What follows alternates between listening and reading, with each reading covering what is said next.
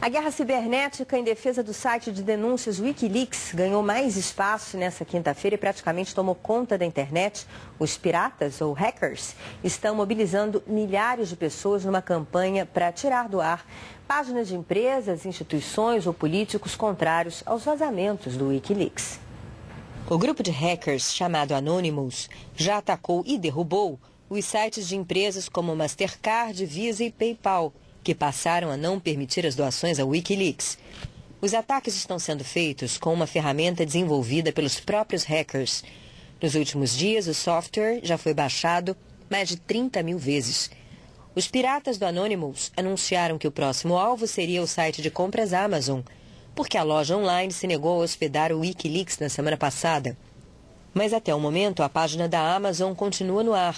E a loja já está vendendo uma versão dos documentos vazados pelo Wikileaks para uso no Kindle, o aparelho digital de leitura. Os hackers não pouparam ataques também a políticos. Depois de derrubar ontem o site do senador americano John Lieberman, que lidera uma comissão para tentar processar o Wikileaks pelos vazamentos de documentos que colocaram em xeque a diplomacia dos Estados Unidos. Nessa quinta-feira, o site da ex-candidata à vice-presidência, Sarah Palin, foi atacado. Forte opositora do Wikileaks, Palin também teve roubadas informações do seu cartão de crédito pessoal. Além dos hackers, o fundador do site, Julian Assange, que está preso em Londres por acusações de crimes sexuais, conta com defensores nas ruas da Austrália. Cerca de 200 pessoas se reuniram em Brisbane para manifestar apoio a ele. Um novo protesto está previsto para amanhã, para coincidir com o Dia Internacional dos Direitos Humanos.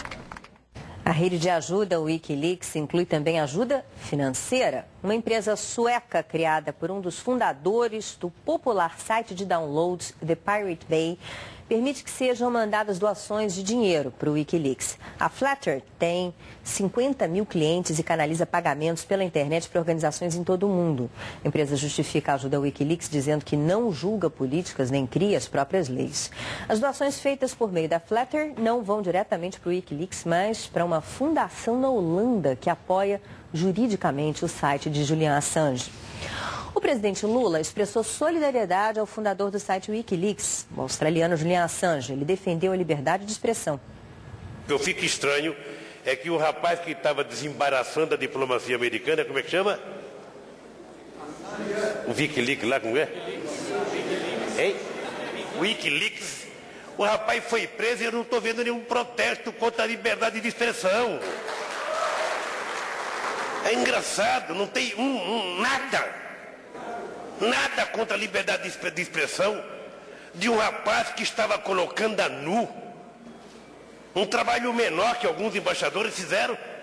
O Wikileaks desnuda a diplomacia que parecia inatingível, parecia a mais certa do mundo, e aí começa uma busca.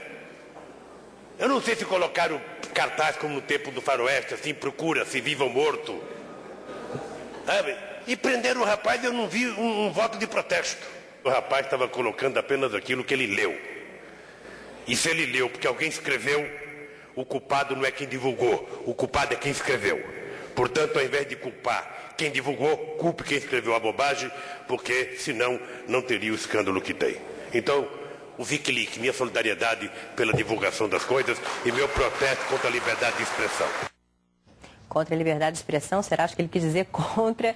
Enfim, é justamente aquilo que vai contra a liberdade de expressão. A gente vai conversar aqui no estúdio com o Ronaldo Lemos, que é diretor do Centro de Tecnologia e Sociedade da Fundação Getúlio Vargas. Pois é, Ronaldo, acho que se inaugura aí uma nova era do ativismo cibernético. Certamente. É interessante porque esses ataques, na verdade, são bastante simples até de serem feitos. Como a gente viu, o software foi baixado por um número grande de pessoas, mas esse é um software. São vários os que existem, e quando esse software é baixado e acionado, o que ele faz é acionar os sites que estão sendo atacados com uma quantidade muito grande de acessos.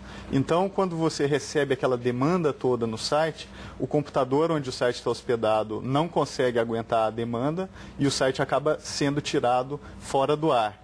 Então, o que chama a curiosidade é que é um procedimento simples. Qualquer pessoa hoje consegue baixar esses softwares e promover esses chamados ataques de negação de serviço, que é o que a gente viu acontecer hoje ao longo de todo o dia. Olha que interessante, quer dizer que o computador vira uma espécie de zumbi, não é isso? Quer dizer, Sim. ele passa a ser remotamente manipulado por um outro servidor, um outro computador, em outro país, e aí pelo menos uma parte ali dele fica trabalhando, obedecendo, né? É exatamente isso. O que acontece é o seguinte, quando alguém baixa esse software, ela perde o controle de uma parte do seu computador. Quem passa a assumir esse controle são essas redes de hackers que estão espalhadas no mundo todo, que passam a dar orientações para aquele computador onde o software foi instalado e dizer, olha, de agora... qualquer pessoa, né? Exatamente. Não de um hacker, é qualquer pessoa. Isso que é curioso, porque a engenharia desses ataques, ela passa por qualquer computador. A pessoa pode estar no Brasil com seu computador ligado em casa, baixar esse software e imediatamente aquele computador passa a fazer parte da rede que está promovendo esses ataques. Então, quando esses ataques são chamados de descentralizados, é exatamente isso que significa, que o software ele está distribuído ao longo de muitos computadores, são milhões espalhados no mundo todo, e a partir desses computadores você consegue derrubar sites como o da Visa, da Mastercard e desses opositores que estão tentando, vamos dizer assim, cessar o seu serviço para com o Wikileaks. Você crasheia, né, para usar o termo Exatamente. do pessoal de tecnologia. Você faz um crash, né? exatamente. Bom, e o que você acha disso, né? Porque, de repente, está uma discussão até filosófica mesmo, quer dizer, o Wikileaks pode ou não pode divulgar isso, ele tem que ser processado como um jornalista, ele está na mesma categoria do New York Times quando vaza documento do governo ou não, ou ele é um terrorista da informação, e, de repente, tem isso, tem hacker derrubando o site de empresa que presta serviço. Então, o que é muito duro é o seguinte, existe um princípio que é fundamental, que é o da liberdade de expressão, da liberdade de imprensa. Inclusive, já houve precedentes nos Estados Unidos envolvendo o New York Times, que vazou documentos confidenciais, e o New York Times venceu essa disputa. Então, o que o Wikileaks faz, os precedentes judiciais diz que é legítimo. Agora, o problema é que quando hackers começam a lançar esses ataques, eles acabam perdendo a razão, porque ao fazer isso, você fortalece as vozes que querem o controle da internet. Então, quando você lança ataques contra a Visa, Mastercard, prejudica os consumidores desses sites, e ao fazer isso de uma forma até truculenta, o que acontece é que a Sarah Palin e outros políticos que querem controlar a internet de uma forma mais contundente, acabam se fortalecendo. Você dá munição, né? Exatamente. E você dá munição para essa onda contrária que quer, na verdade, controlar a liberdade de imprensa e a liberdade de informação. E isso eu acho bastante complicado. Para usar uma frase que circula no meio, quer dizer, a informação quer circular, quer ser livre, mas não acendo o nosso cartão de crédito. Veja bem. Com certeza. Pois é, vamos falar de um outro assunto que tem a ver com isso, tem a ver com censura, tem a ver com internet, né? Na China, não foi o ataque de hackers que tirou páginas da internet do ar, o próprio governo bloqueou hoje o acesso a importantes sites da imprensa internacional.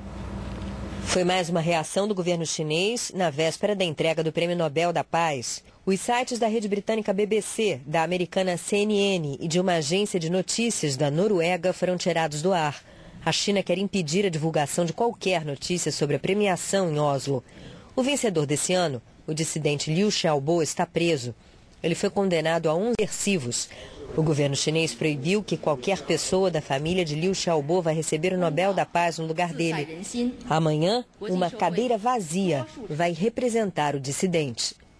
E a gente chega naquela questão que é a maneira como a informação circula e, enfim, e a censura que existe na China, né? Agora muita coisa vaza, né? Tanto que as informações chegam, afinal. É verdade. E o que é mais triste é que os estados autoritários, como a China, aprenderam muito rápido essas técnicas de ataques. Inclusive, nos conteúdos vazados no Wikileaks, alguns trazem fortes indícios, por exemplo, de que o Estado chinês começou a se utilizar dessas técnicas de negação de serviço e outros tipos de ferramenta para conseguir derrubar sites, como, por exemplo, do Prêmio Nobel. O que é muito triste, porque essas ferramentas nas mãos de hackers já são prejudiciais, imagine nas mãos de estados autoritários. Então, é bastante complicado. Quanto, de fato, que quem defende a liberdade de expressão consegue furar esse bloqueio do governo chinês? Olha, é possível furar.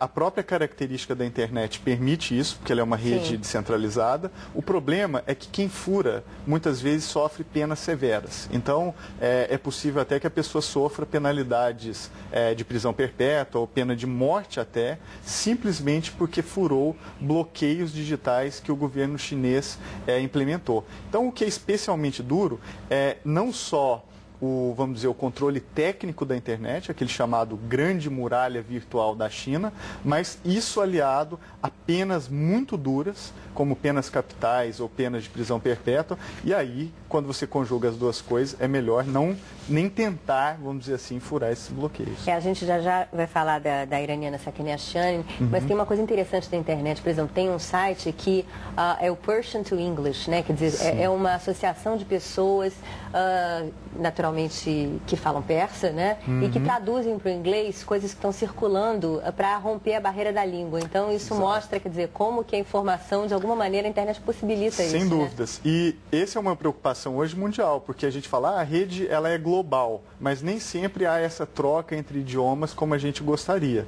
Então, tem sites como Global Voices, que Vozes Globais, dentre vários outros, que tentam cruzar essas barreiras, que às vezes são barreiras linguísticas, barreiras culturais, e esse Persian to English eu acho que é um bom exemplo. O que a gente precisaria, na verdade, é de mais sites como esse, permitindo que a gente entendesse melhor as culturas que estão distribuídas por aí. A rede permite fazer isso, mas é uma promessa ainda a ser cumprida, porque poderia ser muito mais, vamos dizer assim, eficiente do que está sendo hoje. Porque um tradutor automático é meio perigoso, né? Perigoso. O vai sair meio truncado. Exatamente. E as pessoas às vezes nem têm um incentivo, né? Porque é tão importante quanto traduzir, você editar a informação, que as pessoas não têm tempo de ficar lendo todos os jornais do Irã. Então é sempre bom quando tem uma entidade ou alguém que se dê o trabalho também de editar os conteúdos que têm maior interesse, até porque o tempo das pessoas hoje encontra-se muito disperso, a quantidade de informações é grande demais. Ronaldo, para a gente encerrar, voltando à questão dos hackers, né? Quer dizer, os perfis deles estão sendo tirados das redes sociais, quer dizer, está havendo já uma contra-reação, né?